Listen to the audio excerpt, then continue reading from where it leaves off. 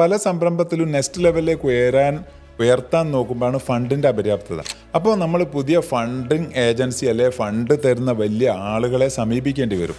അപ്പോൾ ഈ രണ്ട് എൻഡിലും സംരംഭകൻ, ഫണ്ട് ആവശ്യമുള്ള സംരംഭകനും ഫണ്ട് കൊടുക്കാൻ പോകുന്ന പാർട്ണറോ ഏജൻസിയും ശ്രദ്ധിക്കുന്ന വളരെ പ്രധാനപ്പെട്ട കാര്യങ്ങൾ എന്ന് പറഞ്ഞാൽ നമ്മുടെ പഴയകാല ട്രാക്ക് റെക്കോർഡ് എന്താണ് എന്നുള്ളത് കൃത്യമായി നമ്മൾ വരച്ച് കാണിച്ചു കൊടുക്കണം. അത് സത്യസന്ധമായി അവരുടെ മുന്നിൽ തെളിയിച്ച് കാണിച്ചു കൊടുക്കേണ്ടി വരും, ബോധ്യപ്പെടുത്തേണ്ടി വരും. കാരണം എങ്ങനെയൊക്കെയാണ് വന്നത്, എത്രയൊക്കെ ഫണ്ട് കൊണ്ട് എങ്ങനെയൊക്കെയായി, ഇവിടെ എങ്ങനെ എത്തി എന്നുള്ളത് സത്യസന്ധമായി ബോധ്യപ്പെടണമല്ലോ. അതുപോലെ തന്നെ ഫോർകാസ്റ്റിംഗ്, മുന്നോട്ടുള്ള ഫ്യൂച്ചർ പ്ലാനുകൾ, മുന്നോട്ട് എങ്ങനെയൊക്കെയാണ് ഇവരുടെ പ്രൊജക്ഷൻസ്, എവിടെ പോയി എവിടെ നിൽക്കും, എവിടെ പോയി എവിടേക്ക് വളരും, ഏതാണ് അതിൻ്റെ ഗ്രാഫിക്കൽ റെപ്രസെൻറ്റേഷൻ എന്നത് വളരെ വസ്തുനിഷ്ഠമായിട്ട് കാണിച്ചു കൊടുക്കേണ്ടി വരും. അതുപോലെ തന്നെ ഇയാൾക്ക്, ഈ സംരംഭകന് കഴിവും പ്രാപ്തിയും ഉണ്ടോ ഈ ഒരു മേഖലയിൽ, ഇത് കഴിഞ്ഞ കാലത്തെന്ത്, ഇനി മുന്നോട്ട് എന്താണ്, ഇയാൾ എന്താണെന്നുള്ളത്. അതുപോലെ തന്നെ ഒരു ഫണ്ട് കൊടുത്താൽ അത് സത്യസന്ധമായി വിനിയോഗിക്കുക, അതിന് കൃത്യമായ അക്കൗണ്ട്സ് ഉണ്ടാവുക, അതിന് ഫിനാൻഷ്യലി വളരെ എഡ്യൂക്കേറ്റഡ് ആയിട്ടുള്ള ആളുകളുടെ ഗൈഡൻസും അതുപോലെ തന്നെ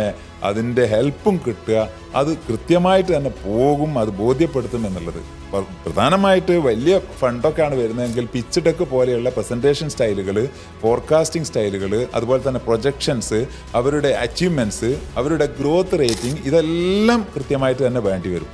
അപ്പോൾ ഈ പ്രിപ്പറേഷൻസ് ഇല്ലാതെ ഒരു ഫണ്ട് വേണം എന്ന് പറയുന്നതിൽ ഇനി ഈ ഫ്യൂച്ചർ, ഇപ്പോഴത്തെ വർത്തമാനകാലത്തും ഫ്യൂച്ചറിലും യാതൊരു അടിസ്ഥാനം ഉണ്ടാവില്ല. ആരും ഫണ്ട് തരാൻ ഉണ്ടാവില്ല. കാരണം ഫണ്ട് തരുന്നവർ വളരെ കൃത്യമായിട്ട് നഖശിഖാന്തം ഇത്തരം കാര്യങ്ങളിൽ അവഗാഹം നേടുകയും അത് പഠിക്കുകയും അല്ലെങ്കിൽ ഏജൻസിയെ വെച്ചിട്ട് അത് പഠിച്ച് മനസ്സിലാക്കിയിട്ട് ഫണ്ട് തരാൻ ഒരുങ്ങുകയും ചെയ്യുന്ന ഒരു കാലഘട്ടമാണെന്ന് സംരംഭകനും മനസ്സിലാക്കണം. അതുപോലെ ഫണ്ട് കൊടുക്കുന്നവരും നമ്മൾ മനസ്സിലാക്കേണ്ടത്.